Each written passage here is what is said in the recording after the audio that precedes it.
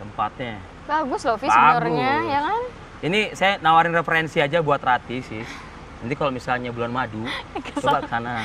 Masalahnya nggak agak-agak mistis gitu. itu Bagus, kata tapi di siapa? belakangnya ada cerita mistis itu yang bikin Kata siapa? enggan mungkin ke sana. Baru viral di sosial media, belum tentu di dunia nyata. Oh gitu. Makanya tanya langsung nih. Langsung ya? Ada kepala desanya ya, Desa Bayu di Banyuwangi, Jawa Timur.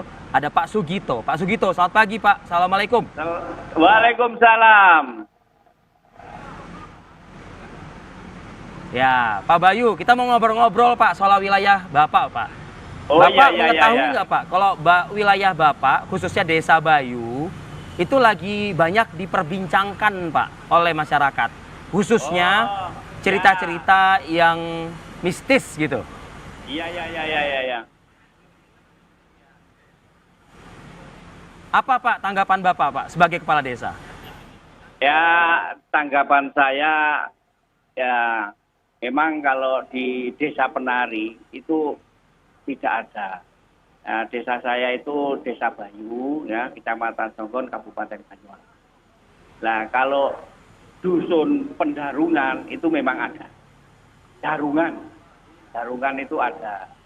Nah, Rawa Bayu sendiri itu merupakan suatu telaga yang dialiri oleh 4 sumber, yaitu sumber Kaputren, sumber Wiskongo, sumber Kamulyan, sumber Panguripan. Nah, dari 4 sumber ini masuk ke telaga Rawa. Memang Rawa Bayu pada tahun 2000-an itu Pak, ini memang bisa dikatakan angker. Nah, di sana tidak semua orang bisa masuk ke sana, namun setelah tahun 70-an ke atas ini sudah dijadikan wisata. Sehingga sampai sekarang ini yang namanya angker itu tidak ada, aman-aman saja. Nah, Rawa Bayu memang mengandung sejarah, yaitu dia aman-aman aja. Memang mengandung sejarah, yaitu sejarah pertapaan Prabu Tawangalun pada tahun 1660-an itu Prabu Tawangalun bertapa di Rawa Bayu. Nah, terus kemudian hari jadi Banyuwangi ya ada hari jadi Banyuwangi pada tahun 1771 ini juga bertempat di Rawa Bayu, yaitu yang dikenal dengan Perang Bukutan Bayu melawan Belanda. Jadi Rawa Bayu memang di sini sekarang ini ya. Kalau memang sebenarnya aman-aman aja, nggak ada cerita misteri atau mistis, ini ada desa yang memang menghilang begitu Pak? Bukan hilang. Itu merupakan kongsi dari perkebunan Bayu Lor. Jadi Bayu Lor itu ada beberapa kongsi. Apa itu Pak? Kongsinya itu namanya Darungan. Nah, Darungan itu memang sejak tahun 2000-an itu penduduknya itu banyak yang pindah tempat karena perkebunan itu kalau karyawannya sudah dipensiun harus keluar dari kebun, sehingga banyak karyawan-karyawan situ itu bikin rumah di luar Pendarungan, termasuk di Sambungrejo wilayah saya, di Pelantaran, di Kentangan. Sehingga setelah punya rumah dia itu hilang ya Pak ya? Oh enggak bukan hilang. Tetap ditempati Darungan itu. Gedungnya masih tapi orangnya enggak ada. Orangnya pindah di lain daerah. Oke. Pak, ya. Bapak mengetahui nggak Pak bahwa tahun 2009 itu ada mahasiswa katanya yang menjadi ya itulah perbincangan dari cerita-cerita mahasiswa yang mengalami di lokasi tersebut begitu Pak. Tahun 2009 lalu Pak. Tidak Pak, saya tidak dengar karena sepengetahuan saya jadi kepala desa itu mulai tahun 2010. Dan saya sendiri kalau dari Pendarungan sama Rawa Bayu itu rumah saya ini kurang lebih hanya setengah kilo. Jadi kalau memang ada peristiwa semacam itu paling tidak saya akan mendengar, mengetahui. Selama ini tidak mendengar, tidak mengetahui peristiwa semacam itu. Tuh.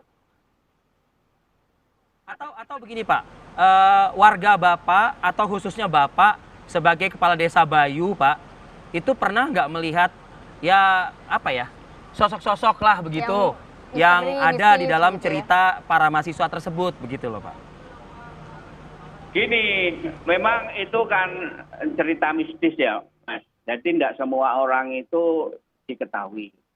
Saya sendiri kadang-kadang juga dengar, ini ada beberapa orang, oh saya di Rawabayu kok mendengar tabuhan, saya di Rawabayu kok tahu ini, ya, itu kan alam gaib. Jadi kalau gaib itu nggak semua orang itu dengar, nggak semua orang itu percaya, tergantung orangnya lah itu. Nah, tapi kalau Rawabayu itu sekarang Baik, Pak dikatakan Sugito, ini angker, kan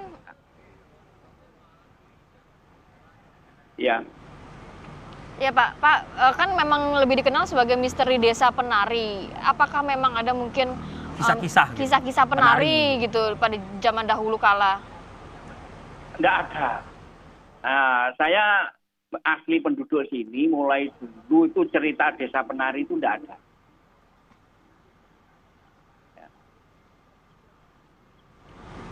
Oke.